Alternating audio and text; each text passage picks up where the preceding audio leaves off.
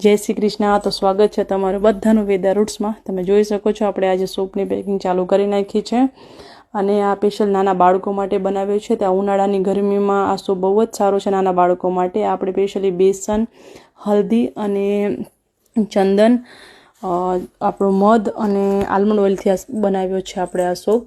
અને આપણા જે પહેલા સોપ હતા મુલતાની માટી અને મુલેઠી કોફીવાળા, તેમાં સ્ટીકર થોડા ચેન્જ આવશે કેમ કે એ સાબુ આપણા બહુ જ બધા સેલ થઈ રહ્યા છે, તો એ સ્ટીકર પણ પૂરા થઈ ગયા છે। ને જે આપણા નોર્મલ અત્યારે સ્ટીકર છે તે સ્ટીકરમાં આપણો સોપ આવશે।